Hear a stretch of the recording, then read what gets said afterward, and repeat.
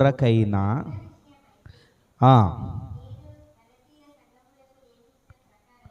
ఆ, ఆ, ఆ,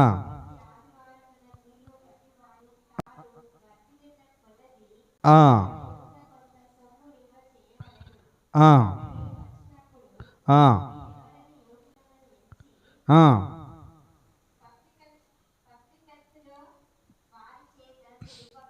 చాలు చాలు ఆపండి సిస్టర్. ఓకే, ఆపండి, ప్రార్థన చేసుకుందాం. ప్రేమ గల తండ్రి, దయగల యేసయ్య, నీకు వేలాది కోట్ల వందనాలు, స్తుతులు, స్తోత్రాలు చెల్లించుకుంటున్నాం తండ్రి. పరిశుద్ధుడా, ఈరోజు మేము వాక్యము ధ్యానించుచుండగా మీరు మాతో మాట్లాడండి. మీరు మాతో ఉండమని వేడుకుంటున్నాం తండ్రి. ఏం మాట్లాడాలో ఏం మాట్లాడకూడదో నాకు నేర్పించండి తండ్రి. వినగల చెవులు, గ్రహించగల మనసును కూడా వీరికి దయచేయమని యేసు నామం అడుగుచున్నాం తండ్రి. ఆమెన్. హల్లెలూయా. అందరూ బాగున్నారా? పోయినసారి ఏం వాక్యం చెప్పాను గుర్తుందా? నెంబర్ వేస్తున్నారా? విడుదల. హల్లెలూయా, హల్లెలూయా. అయితే చాలామందికి ముందుగా ఒక చిన్న సందేహాన్ని నేను తీర్చాలనుకుంటున్నాను.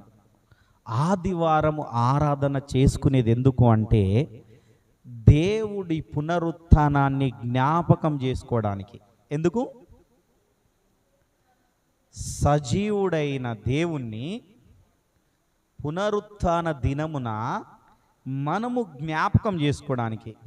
అయితే పాత నిబంధనను చాలామంది పాత నిబంధనను చదవాలి, నేను చదవకూడదు అని నేను పాత నిబంధనను నేను తప్పు పట్టట్లేదు. పాత నిబంధనల గురించి వాక్యాలు తీసుకోవద్దని నేను తప్పు పట్టట్లేదు. కానీ మన నడవడిక ఏంటంటే కొంచెం చేంజ్ చేసుకోవాలా. ఏం చేసుకోవాలా? చేంజ్. అందరూ చెప్తుంటారంటే ఏమవుతుంది అంటే కొన్ని విషయాలు చెప్తుంటే ఇతరులు కూడా ఆ విషయాలు ఇలా ఆన్లైన్లో చూసి తప్పు పట్టడాన్ని గమనిస్తున్నాం. ఎందుకు తప్పు పడుతున్నారంటే ఒక ఎగ్జాంపుల్ చూసుకున్న సామెతలు 3:9 ఒకసారి చదువుదాం. ఒకసారి ఎందుకు చాలామంది తప్పు పడుతున్నారన్న విషయాన్ని చూసుకున్నాం. వింటున్నావమ్మా? పడుకుంటున్నావా? వింటున్నావా? కళ్ళు మూసుకొని నా గురించి ప్రార్థన చేయకు, కళ్ళు తెరిచి నమ్మకన్నా చూడు. ఓకేనా? హల్లెలూయా. చదవండి ఒకసారి. నీ రాబడి అంతటిలో ప్రథమ ఫలమును నీ ఆస్తిలో భాగమునిచ్చి చాలు యెహోవాను గణపరచుము. ఇది పాత నిబంధన. ఏంటిది? పాత నిబంధన. కానీ కొత్త నిబంధనలకు వచ్చే వరకు ఇప్పుడు మనం చదువుకున్నట్టుగా ఏం జరుగుతున్నాడంటే ఏం చెప్తున్నాడు? ఆదివారం పూట ఏం తీసుకురమ్మని చెప్తున్నాడు? ఒకసారి చదువుదామా? లేదు, నేను వచ్చినప్పుడు చందా పోగు చేయకుండా ఏం చేయాలి? చందాను పోగు చెయ్యకుండా ప్రతి ఆదివారమున మీలో ప్రతివాడును తాను వర్ధిల్లిన కొలది. హల్లెలూయా. ఏం చేసుకోవాలంట? కొంత సొమ్మును మీ యొద్ద నిల్వ చేసుకోవాలట. ఎవరి యొద్ద నిల్వ చేసుకోవాలి? అర్థమైందా? కాలేదా? కాలే. అంటే చాలామంది ఏం చేస్తారంటే చందాను పోగు చేస్తుంటారు. ఏం చేస్తారు? పోగు చేసుకొని ఏం చేస్తున్నాడ మనము? హల్లెలూయా. అయితే ఇక్కడ ఏం చెప్తున్నాడంటే దేవునికి ఇచ్చేది పక్కన పెట్టేసేయండి. నీవు చేసుకునేది ఏంటంటే నీకైతే వారం నుండి నువ్వైతే ఏదైతే సంపాదించావో మంచిగా గుర్తుపెట్టుకోండి, దానిని పోగు చేసుకోమంటున్నాడు. ఫస్ట్ ఎందుకు పోగు చేసుకోమంటున్నాడు? గలతీయులు 2:10 ఒకసారి చెప్దాం. గలతీయులకు చెప్పినట్టుగా అంటున్నాడు. మరి ఎందుకు ఈ పౌలు గారు పోగు చేసుకోమని చెప్పాడు? ఆ పోగు చేసుకున్న దాన్ని ఏం చేయాలి? పోగు చేసుకొని నీ దగ్గర పెట్టుకున్న దాన్ని నువ్వు ఏమి చేయాలి? ఏ విధంగా వాడుకోవాలి? నువ్వు ఏ విధంగా నువ్వు దాన్ని రిసీవ్ చేసుకోవాలి? నువ్వు ఏ విధంగా నువ్వు తినాలి అన్నదానికి ఒకసారి చూసుకున్నాం. 2:10 చదవండి.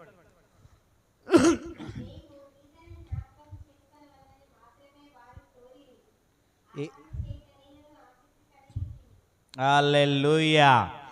బీదలను జ్ఞాపకము చేసుకొనడానికి ఎందుకు చేయాలంట? అందుకని యేసుక్రీస్తు వారు కూడా ఏమంటాడంటే శిష్యులతోని కానీ ఇంకా ఇతరులతోని కానీ, నేను ఆకలి కొనినప్పుడు మీరు ఆహారం పెట్టారా? నేను వస్త్రహీనుడిగా ఉన్నప్పుడు నాకు వస్త్రం ఇచ్చారా? అయ్యో ప్రభువా, వీళ్ళకి అర్థం కాలే. ప్రభువా, నువ్వు ఎప్పుడు ఆపులు కొని ఉన్నావు? నువ్వు ఎప్పుడు వస్త్రహీనంగా ఉన్నావు? అర్థం కాలే మర్మం అర్థం కాలి. ఆ మర్మాన్ని ఇక్కడ అపోస్తులైన పౌలు గారు ఇప్పుతున్నాడు. హల్లెలూయా. ఏమని ఇప్పుతున్నాడు? నీవు చేసిన నీ కష్టార్జితమును పోగు చేసుకొని పెట్టుకోవాలి. ఫైనాన్షియల్గా చాలామంది ముందుకెళ్ళకపోవడానికి కారణం ఏంటంటే, వారు ఎంత చేస్తున్నారు, ఎంత సంపాదించుకుంటున్నారు అన్న విషయాన్ని వారికే తెలియదు. ఏం తెలియదు. మస్తు కష్టపడతారు, రెక్కల కష్టం మస్తుగా ఉంటుంది. కానీ ఈరోజు 1000 రూపాయలు సంపాదించిందంటే రేపు ఆ 1000 రూపాయలు కనబడదు. ఏం కనబడదు? ఏమవుతుంది? అమ్మగారు చెప్తున్నారు ఏంటంటే, చినిగిపోయిన సంచిలో వేసినట్ట. ఏం చేసినట్టు? చినిగిపోయిన సంచిలో వేసినట్టుగా జీవితం ఎందుకు ఉంటుంది అంటే, నీకు ఒక ప్లాన్ లేదు. ఇక్కడ ప్లాన్ చెప్తున్నాడు ఈయన. ఏం చెప్తున్నాడు? గలతీలకు చెప్పిన నేను, ఇప్పుడు కొరింథీయులో ఉన్న మీకు కూడా నేను ఒక ప్లాన్, ఎందుకంటే మీరు ఈ ప్లాన్ చేయలేకపోతున్నారే, ఈ ప్లాన్ చెప్తున్నాను. మీరు రాసి పెట్టుకోండి. ఏం చేస్తున్నారు, నీ జీవన విధానం ఏంది, నీ స్టైల్ ఏంటి, నువ్వు ఏం తినాలనుకుంటున్నావు ఏమిటి అన్నది ఏం చేయాలంట? ప్రతి ఆదివారం నాడు నువ్వు రాసి పెట్టుకోవాలి. అర్థమైందా? అయితే ఈ విధానాన్ని తెలియకనే మనం ఏం చేస్తున్నామంటే, దేవుని యొద్ద ఉన్నదాన్ని మనము పొందుకోలేకపోతున్నాం. అయితే ప్రభువు వారు చెప్తున్నాడు, ఏం చెప్తున్నాడంటే, సమస్తము మనకిచ్చాడు ముందుగానే. అర్థమైందా? ఇంకా చాలామంది ఎక్కడ ఉంటారంటే, మత్తయి సువార్తలనే ఉంటారు. అడుగుడి మీకు ఇవ్వబడును, వెతుకుడి మీకు దొరుకును, తట్టుడి మీకు తీయబడును. ఏమంటారు? మరి ఆ మత్తయి సువార్తల ప్రభువు వారు ఏం చెప్పారంటే, నేను ధర్మశాస్త్రమును నెరవేర్చుటకే వచ్చాను కానీ కొట్టివేయడానికి రాలేదు. పౌలు గారు వచ్చే వరకు ఇదే కొరింథీయులకు రాసిన పత్రిక 8వ అధ్యాయము 6వ వచనం నుండి చూసుకుంటే ఆయన అంటాడు కదా, అన్నీ మీకు పొంది ఉన్నాయి సమస్తము. ఏమంట? ఒకసారి చూసుకున్నామా? ఒకసారి ఆ వాటి చూసుకున్నామా?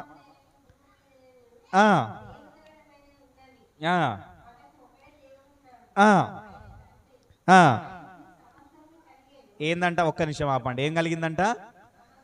సమస్తము ఆయన నుండి కలిగెను. ఇంకా చదవక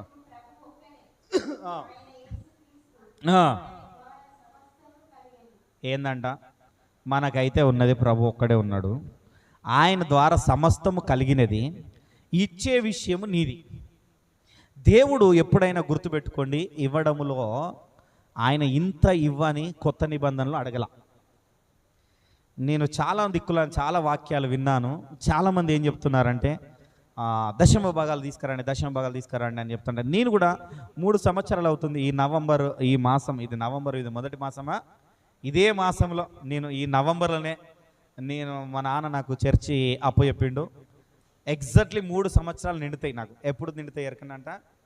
15 తారీఖు వచ్చింది అంటే నాకు ఎన్ని నిండినట్టు? 3 సంవత్సరాలు నేను చర్చిని నడిపిస్తూనే నిండినట్టు. 3 సంవత్సరాలల్లో దాదాపు 200కు పైన మెసేజ్లు చెప్పాను. ఏ మెసేజ్లో కానీ ఇవ్వడం గురించి చెప్పానా నేను? అన్ని మీరు దేవులాడండి, అన్ని యూట్యూబ్లో ఉంటాయి నా మెసేజ్లు. ప్రతి మెసేజ్ యూట్యూబ్లో పెడతా నేను. కనుక ఇవ్వలేదు. కానీ నేను కూడా ఈ విషయం ఈరోజు కూడా చెప్పొద్దు అనుకున్నాను. కానీ ప్రభు అయిన యేసు నాకు ఈరోజు నాకు మదిలో ఇది చెప్పమని నాకు బాగా చెప్తున్నా. అంటే రాత్రి 11:30కి ఈ వాక్యాన్ని చదివిన నేను. ఎన్ని గంటలకు చదివినా? 11:30కి నేను వాక్యాన్ని చదవడం మొదలుపెట్టిన. అయితే అప్పటి నుండి నాకు ఈ మదిలోనే ఉంటున్నది ఇదే వాక్యం. ఎందుకు ఇంతగానం ఉంటుంది నాకు అర్థం అవ్వట్లేదు. నాకెందుకు ఇంతగానం ఈ మధ్యలో ఉంటుందంటే, దేవుడు నాకు ఒక మాట చెప్తున్నాడు. ఏమని చెప్తున్నాడంటే, సారేపాతు విధవరాలను గుర్తు చేశాడు. ఎవరిని? కరువు వచ్చింది, ఇలానే కరువు వచ్చేసింది, చాలా కరువు వచ్చేసింది. ఇప్పుడు కూడా కరువులో ఉన్నాము. చాలామందికి తెలుసో తెలియదో కరువులో ఉన్నామా లేదా? ఎక్కడన్నా చూడండి, గుర్తుపెట్టుకోండి, మనం ఎక్కడైనా అప్పు అడగాలంటే ₹1 పుట్టట్లా. పుడుతున్నదా? ఎవరి దగ్గర పుట్టట్లేదు. చాలా కరువులో ఉన్నాము, కానీ దేవుడు నిన్ను పోషిస్తున్నాడు. నీవు ఇప్పటివరకు నీకు ఒక పని దొరుకుతుంది, ఆ పనిలో పోషిస్తున్నాడు అంటే ఆయన కృప నీ మీద ఉన్నది, ఆయన అనుగ్రహం నీ మీద ఉన్నది, నీ మీద ఆయనకి ఏదో ఒక ప్రణాళిక ఉన్నది.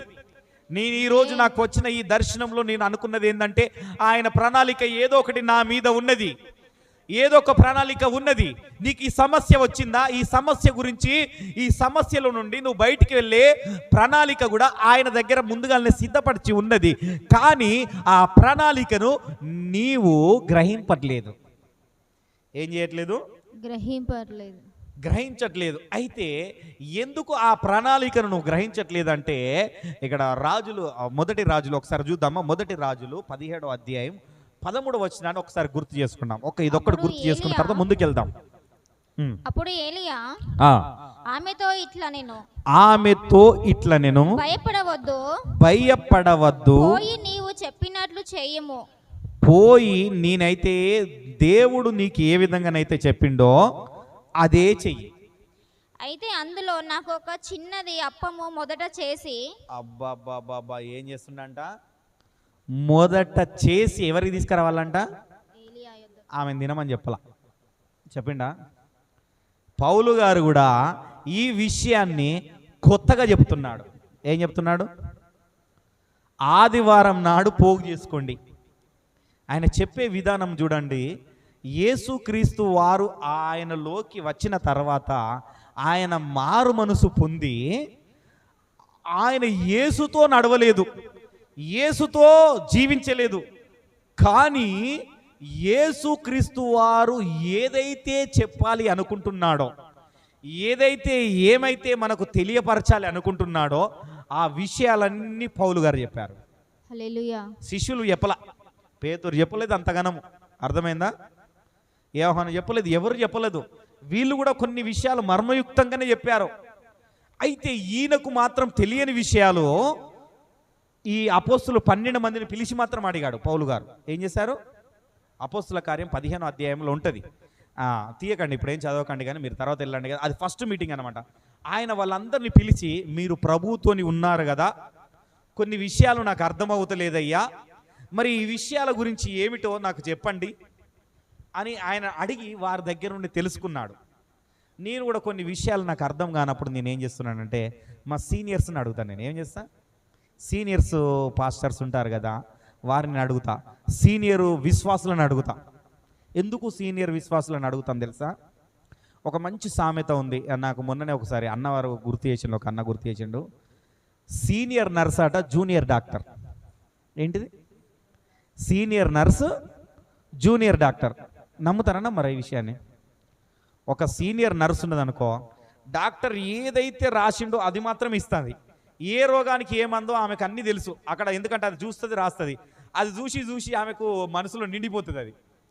అది నిండిపోతుంది. అది చూసి తర్వాత ఏంటంటే చిన్న చిన్న పనులు చేయాలంటే డాక్టర్ లేడనుకో, చిన్న ఏంటంటే ఫస్ట్ ఎయిడ్ అన్న టకటక చేసేస్తాడు.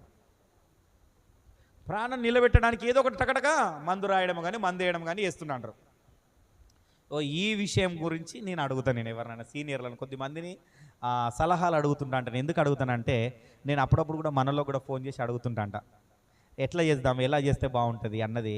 దీనికే అంటే కొన్ని విషయాలు తెలిసి ఉంటాయి కనుక ఇక్కడ ఏం చేస్తున్నాడంటే, పౌలు గారు కూడా ఇవన్నీ గ్రహించి మంచిగా ప్రార్థన చేసి ఏం చేస్తున్నాడంటే, నీవు ఏం పని చేస్తున్నావో, నువ్వు ఏం చేస్తున్నావో అదంతా నీవు ఒక్కటి పోగు చేసుకొని, దాన్ని ఏం చేసుకొని, దానిలో నుండి నువ్వు ఏం చేయాలనో ఏం చేయకూడదు అన్న విషయాన్ని కూడా ఆయన ఏం చేస్తున్నాడంటే కొంచెం అది చేస్తున్నాడు. ఇదే ఇదే ఏం చెప్దామంటే, ఇదే కొరింథీయులకు 2వ రాసిన పత్రిక చూసుకున్నాం. 2వ కొరింథీయులకు రాసిన పత్రిక 9వ అధ్యాయం 6వ వచనాన్ని చూసుకున్నాం ఒకసారి.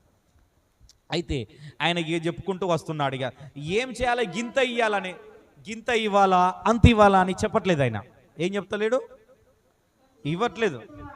కొంచెముగా విత్తువాడు కొంచెముగా పంట కోయును, సమృద్ధిగా విత్తువాడు సమృద్ధిగా పంట కోయునని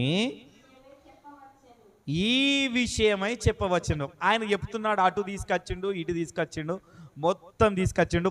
ఫస్ట్ అధ్యాయంలో చెప్పుకుంటా వచ్చి రెండో అధ్యాయంలోకి వచ్చి ఏం చెప్తున్నాడంటే, నువ్వు ఏ విధంగానైతే నువ్వు కొలుతున్నావు ఆయనను. ఉన్నదాకా అక్కడ? అయితే నువ్వు ఏ విధమునైతే ఆయనకు నువ్వు ఇవ్వాలనుకుంటున్నావు, ఏ విధంగానైతే నువ్వు దాన్ని చేయాలనుకుంటున్నావో ఆ విషయమై నేను నీకు ఒక్కసారి మళ్ళొకసారి జ్ఞాపకం చేస్తున్నానయ్యా. ఒక్కసారి నువ్వు అది చూసుకో, గుర్తుపెట్టుకో. అర్థమవుతుందా? అందుకనే కొంచెముగా నువ్వు విత్తుతున్నావు. నువ్వు ఎంత విత్తుతున్నావో, కొంచెం విత్తుతున్నావో నీ దగ్గర అదే ఉన్నదా, ఆ కొంచెమే పంట కోస్తావు. సమృద్ధిగా ఉన్నదా, సమృద్ధిగా విస్తున్నావా, ఆ సమృద్ధిగానే పంట కోస్తావు. ఈ సమృద్ధిగా విత్తనాల గురించి ఏం చెప్తున్నాడంటే, దేవుడు మనకి ఏదో ఒక నాడైతే ఏదో ఒక విషయంలో అన్ని ఇచ్చి ఉంటాడా లేదా? హల్లెలూయా. ఎగ్జాంపుల్ చెప్పుకుందాం. ఏదో ఒక రోజైతే మనం కనీసానికి ఒక 10,000 20,000 మన జేబులో చూసుంటామా? నేనైతే కొన్ని లక్షలు చూసిన, 1,00,000 2 లక్షలు. నేను ఒక మంచి చిట్టి నడిపించేటోని. ఇంతకుముందు ఏం నడిపించేది? చిట్టి నడిపించేది. చూసినన్నమాట. అవన్నిటి నుండి వదిలేసి లాస్ అయిపోయిన తర్వాత ఇప్పుడు ఏం చూసిన అంటే, దేవుడు ఏం చేసిండంటే, ఆ పరిస్థితుల నుండి ఇది కాదురా బాబు నీ పరిస్థితి, నేను ఏ పరిస్థితిలో పెట్టాలో ఆ పరిస్థితిలో పెడతా, అక్కడి నుండి ఇక్కడికి జీరోకి రా అన్నాడు. హల్లెలూయా. తీసుకొచ్చిండు, జీరోలో పెట్టిండు. జీరోల నుండి పెట్టి ఇప్పుడు కొంచెంగా లేపుతున్నాడు. హల్లెలూయా. ఏం చెప్తున్నాడు? కొంచెం ఎందుకు లేపుతున్నాడు అంటే, అప్పుడు నేను నడిపించినప్పుడు నా విత్తనం ఏ విధంగా ఉండేదంటే, నేను ఈ దశమ భాగం తీసేవాడిని. ఏం చేసేవాడిని? 10% తీసేవాడిని. 10% తీసి ఎక్కడన్నా ఏదన్నా ఒప్పుకుంటే ఈ 10%కి వెళ్ళి ఇచ్చేది. ఏం చేసేది? మంచిగా అర్థం చేసుకోండి. నేను బాగుపడకపోవడానికి కారణం అయితే ఇదే. ఈ విషయాన్ని ఎప్పుడైతే, ఈ విషయం నేను కాదు, నాకు అమ్మగారు చెప్పింది, ఈ విషయాన్ని ఇలా చేయొద్దు, మనం ఇలా చేయొద్దని. ఎవరు చెప్పారు? అమ్మగారు చెప్పేదాకా నాకు ప్రత్యక్షత రాలే. అంతకుముందు నాకు అన్నీ తెలుసు, నాకు అన్నీ తెలుసు. ఏం తెలిసిందంటే ఇచ్చేది. కానీ మన లెక్కల ప్రకారం నేను కొత్త నిబంధన చదువుతుంటే నాకు అర్థమైంది ఏంటంటే, అది కాదు మనం ముట్టుకోవాల్సింది. ఏదన్నా ఒప్పుకున్నామంటే మన సొంత పైసలు ఇవ్వాలా అన్న విషయాన్ని ఎప్పుడైతే నేను రిలీజ్ అయినో అప్పటి నుండి నేను దీవించబడడం మొదలుపెట్టినా. నాకు కొంచెం ఇప్పుడు సమృద్ధిగా ఉంది. సడన్గా ఇప్పుడు నాకు మొన్న ఈ వైర్ లేదు, ఇవ్వాలి వెంటనే రాత్రి 8:30కు డైరెక్ట్ వాళ్ళు షాప్ బంద్ చేసి మోపులకి వెళ్ళి టకటగా తీసుకొని వచ్చేసిన. హల్లెలూయా. రిపేర్ చేసుకోవాలనుకోలే, ఆ పాత సెట్ పడేసి కొత్త సెట్ కొనేసిన. 1200 పెట్టి తక్కువ కొనేసిన. అవసరం లేదని ముందుగా కొనేసిన. ఎందుకంటే వైర్ నాకు ఇది ఇంపార్టెంట్ కనుక. ఎందుకు నా దగ్గర ఉన్నాయి, రిపేర్ ఎందుకు చేయించుకోవాలా, డబ్బులు ఉన్నాయి కదా. నా ధీమ ఏంటంటే నా దగ్గర ఉన్నాయి కదా, ఉన్నాయి కాబట్టి ఎట్లనైనా ఖర్చు పెట్టుకోవాలా.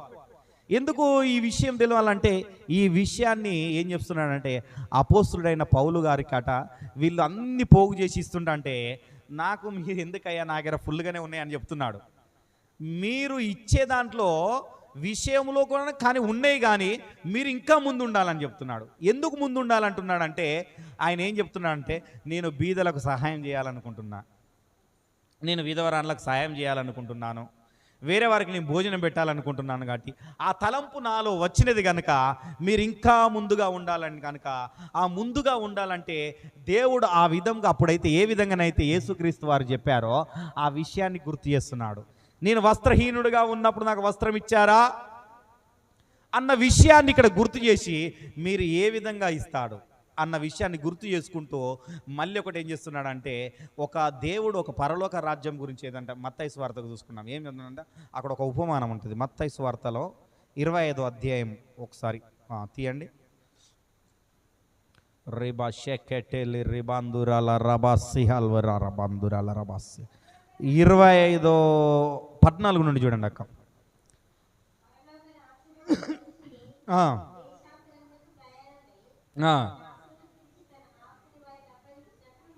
హల్లెలూయా. ఎట్లా ఉన్నదంట, పరలోక రాజ్యానికి వారసులం కావాలనుకుంటే యేసుక్రీస్తు వారు వచ్చాయ్యా, ఆయన దాసుని పిలిచి ఏం చేసాం, అక్కడ 3 వ్యక్తులను తీసుకుంటున్నారు. ఎంతమందిని తీసుకుంటారు?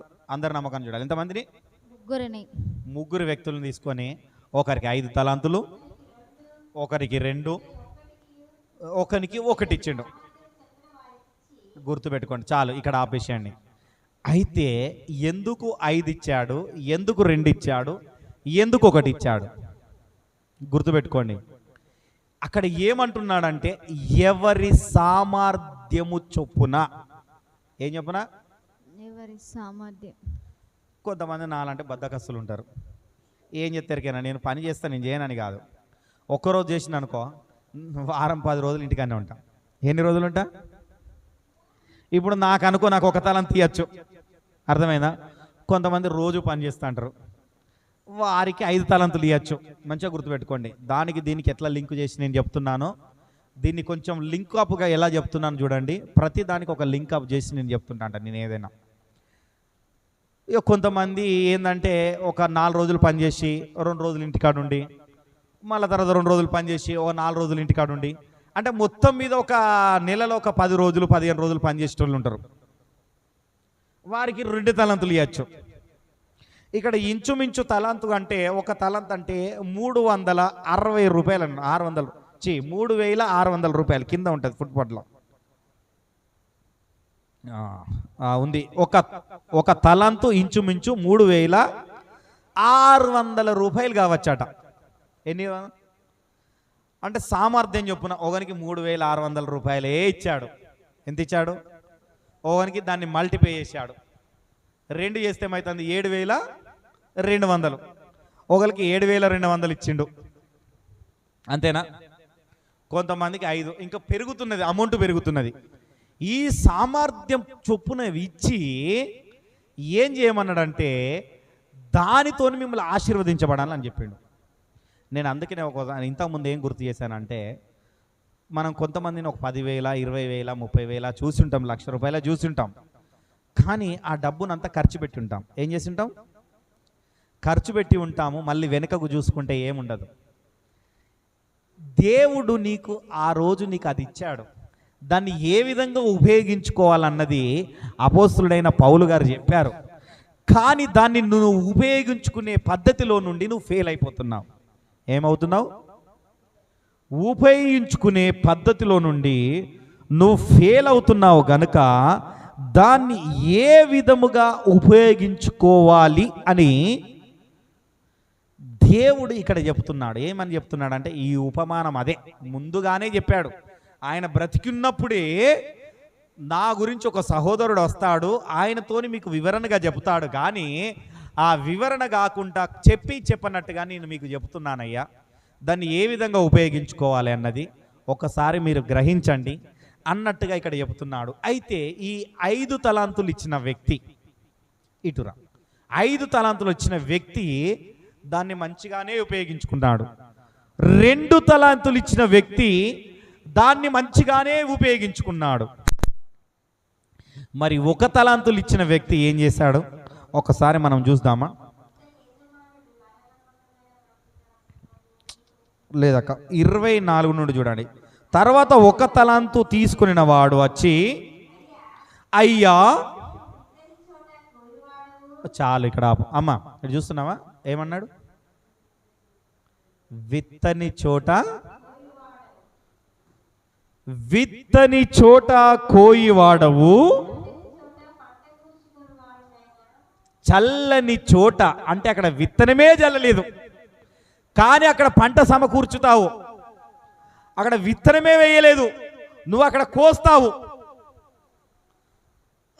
చదవక అంత కఠినుడు. మళ్ళీ ఏమంటున్నాడు? కఠినుడు అట ఆయన. నేను ఎరుగుతా, కానీ చదవక గనుక నేను భయపడి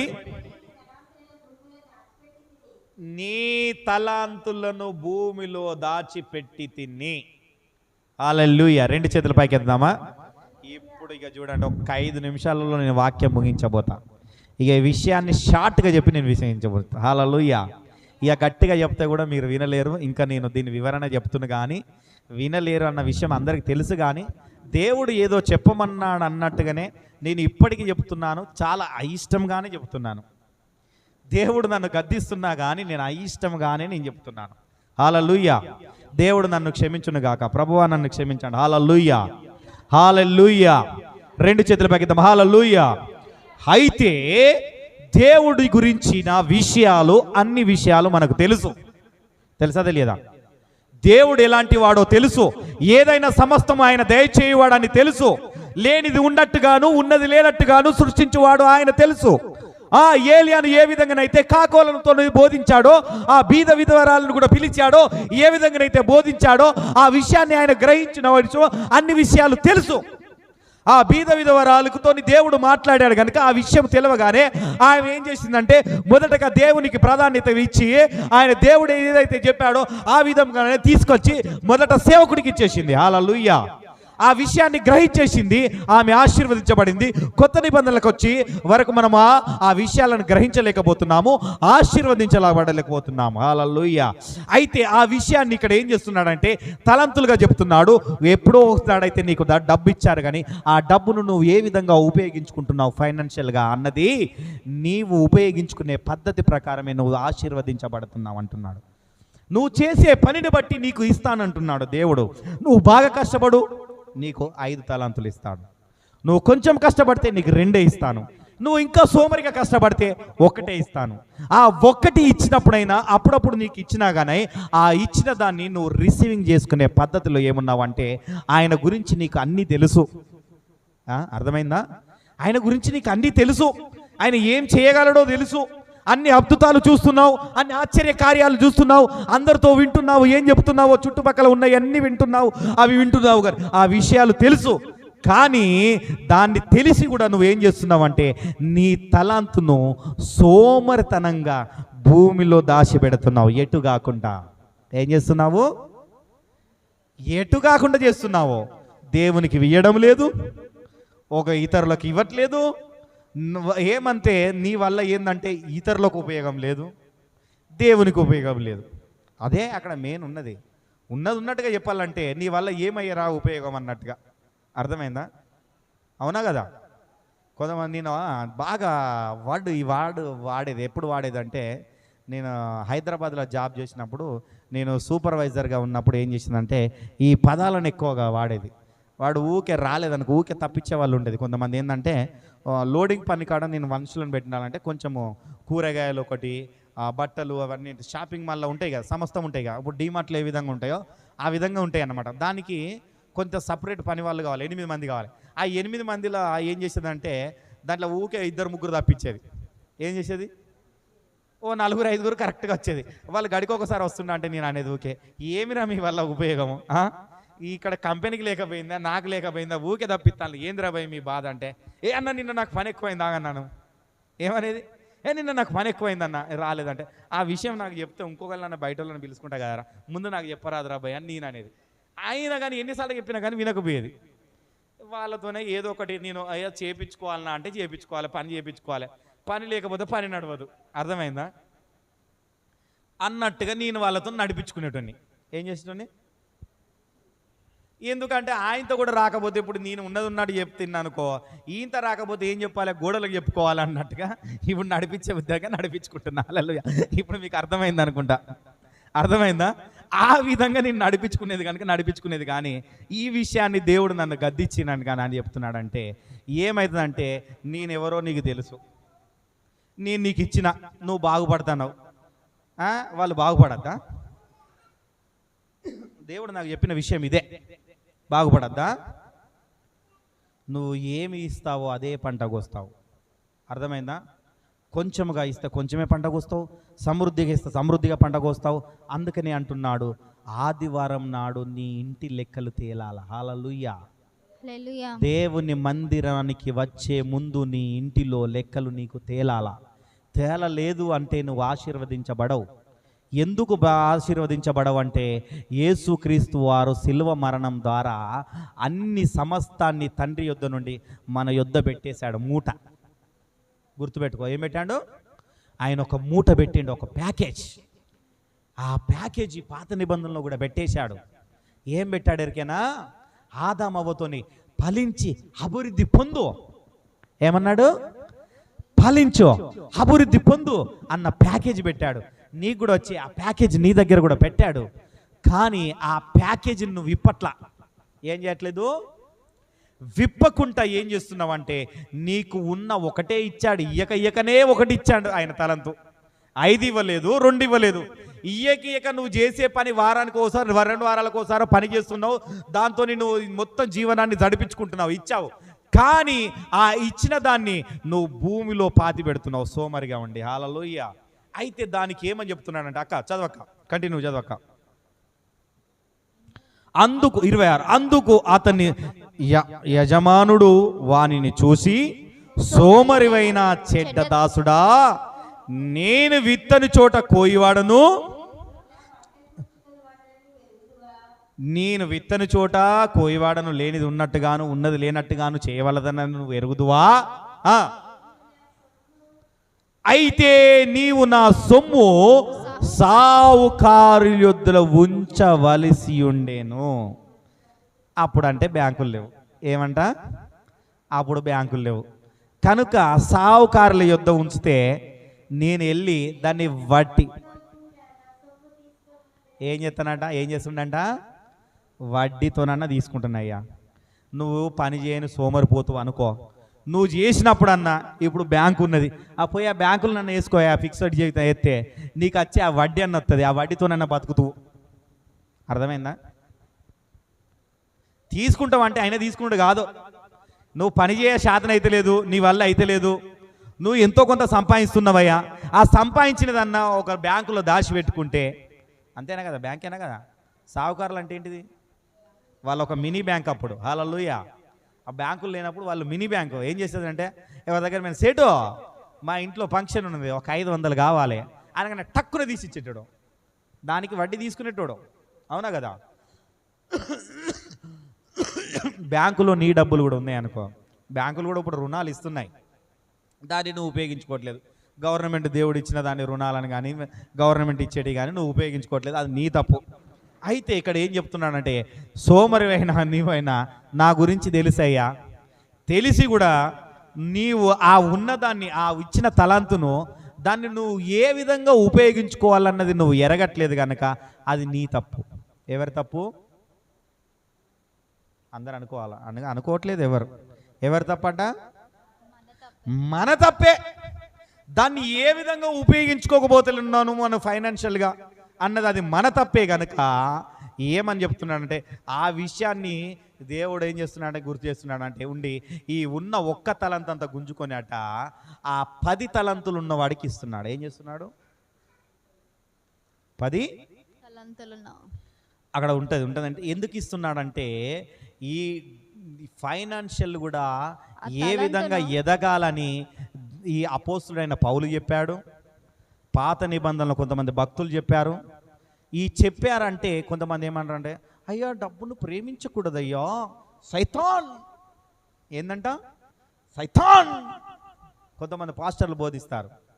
మరి బైబిల్ ఏం చెప్తున్నది? నువ్వు సావుకారుల యుద్ధనైనా పెట్టరా బాబు, దాన్ని దేవుడే సృష్టించాడు.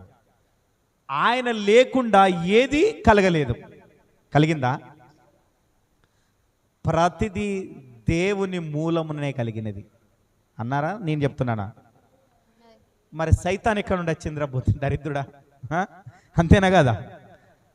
దాన్ని ఏ విధంగా నువ్వు ఉపయోగించుకోవాలి ఫైనాన్షియల్ అని దేవుడు చెప్తున్నాడు.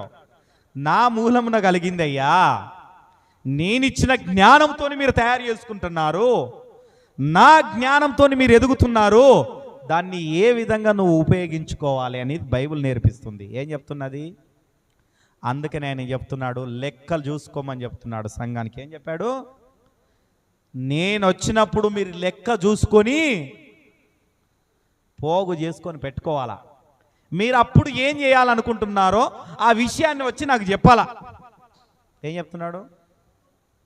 ఆ విషయాన్ని వచ్చి చెప్పుకోవాలి. కనుక నీవు ఇక్కడ ఉన్నావు కనుక నిన్నేం చేస్తున్నాడంట? 28 నుండి చూద్దాం, చదుదాం, త్వరగా చదవాలి.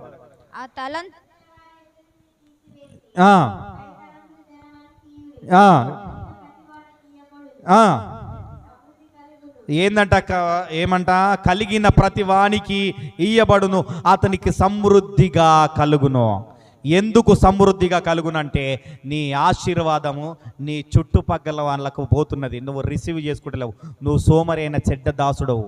నీవు రిసీవ్ చేసుకుంటలేవు. నీ ఆశీర్వాదం పక్కమంటి పోతుంది. అంటే ఆడు కలిగి ఉన్నాడు. ఇంకా దేవుడు ఏం చేస్తున్నాడు? అటే ఇస్తున్నాడు. హల్లెలూయా. ఏం చేస్తున్నాడు? అటే ఇస్తున్నాడు. హల్లెలూయా. గుర్తుపెట్టుకోండి. నేను ఒక మాట చెప్తే మీరు బాధపడతారేమో, అయినా నేను చెప్తున్నాను. నీ చుట్టుపక్కల ఉన్న వాళ్ళని చూసుకోండి. వాళ్ళు సమృద్ధిగా మంచి ఆశీర్వాదాలతో మంచి ఇల్లులతో ఉంటారు. కానీ నీవు మాత్రం పాత ఇంటితోనే పాత జాగతోనే ఆ విధంగా ఉంటావు. ఎందుకుంటున్నావు తెలుసా? నీవు ఎలా పోగు చేసుకోవాలో నీకు తెలియట్లేదు. డబ్బును వాళ్ళు ఎలా పోగు చేసుకోవాలో దాన్ని ఎరుగుతున్నారు. నువ్వు బైబిల్ని ఎరగట్లేదు. వాళ్ళు ఎరగకుండా దాన్ని ఏ విధంగా ఎరగాలన్న దాన్ని ఒకదాన్ని చూసుకున్నారు. ఒక వర్డ్ అర్థమైందా? నువ్వు అన్ని తెలిసి కూడా నీవు తప్పు చేస్తున్నావు. వాళ్ళకు తెలియకుండా కానీ వాళ్ళు ఆశీర్వదించబడుతున్నారు.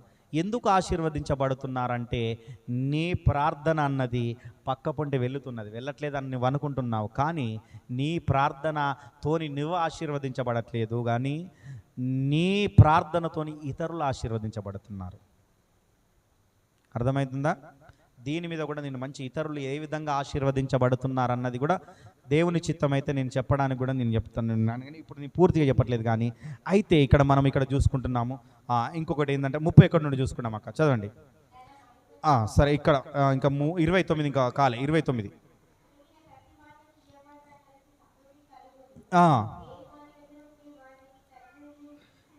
ఆగో లేని వాని యొద్ద నుండి వాని కలిగినది కూడా తీసివేయబడును.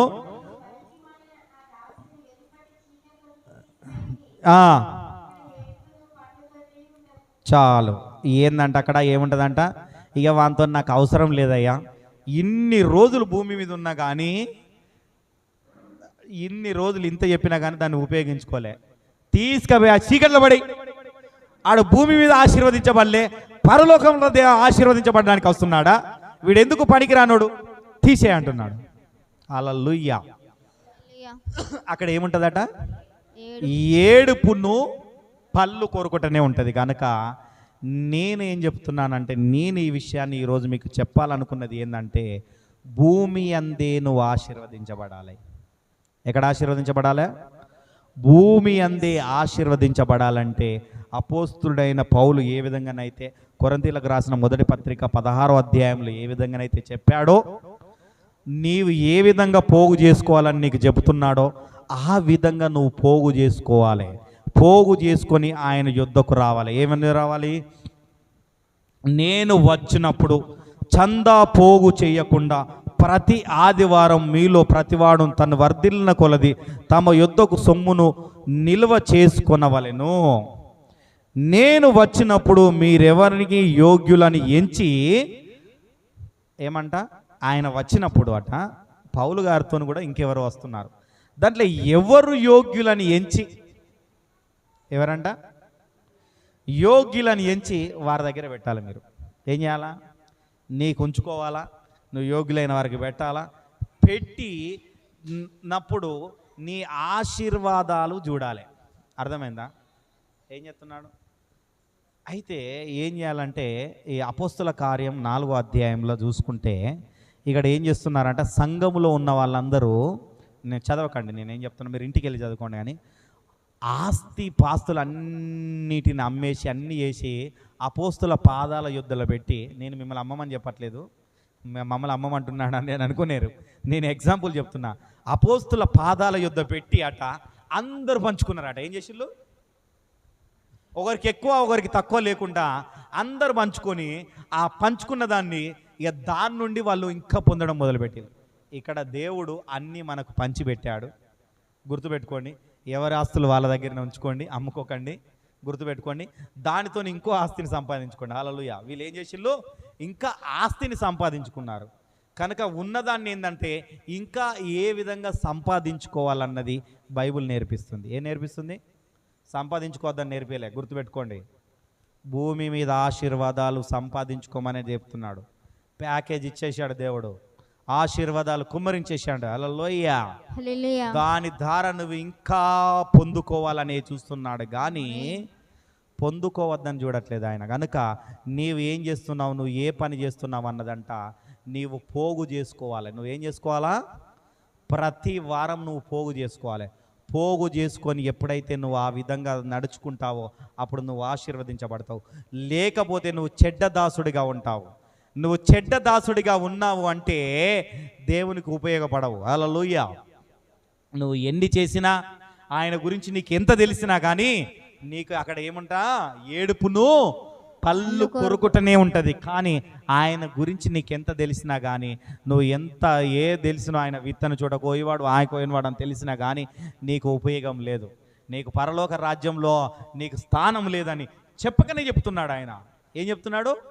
చెప్పకనే చెప్తున్నాడు. నీ వల్ల ఉపయోగము భూమి మీద లేదు, పరలోక రాజ్యంలో లేదు. కనుక నువ్వు అక్కడ ఆ చీకటి గదిలో నువ్వు బంధించబడు. అక్కడ ఏడుపును పళ్ళు కొరుకుటనే ఉంటుంది. కనుక నువ్వు ఏ స్థానంలో ఉంటావో, 10 తలంతుల స్థానంలో ఉంటావా, 2 తలంతుల స్థానంలో ఉంటావా, 1 తలంతుల స్థానంలో ఉంటావా, నీకు నువ్వే ఒకసారి పరీక్షించుకో. ఈరోజు దేవుడు నీకు చెప్తున్నాడు, నువ్వు ఎంతలో ఉంటావు, ఎన్ని తలంతులో ఉంటావు. గనక నువ్వు ఎంతలో ఉంటావు, నువ్వు కొంచెం విత్తుతావా, నువ్వు సమృద్ధిగా విత్తుతావా, నువ్వు ఏ విధంగా విత్తుతావు, ఆయనను ఏ విధంగా నువ్వు చూస్తున్నావు అన్నది నువ్వు ఒక్కసారి గ్రహించుకొని ఆ విధంగా ఉండాలని ముందుకు సాగాలని నేను తెలియజేస్తున్నాను. అందరం మోకరించినట్లయితే మనం ప్రార్థించుకుందాం. హల్లెలూయా. యేసయ్యా నీకు వందనాలు తండ్రి. నువ్వు మాకు ఇచ్చిన తలాంతు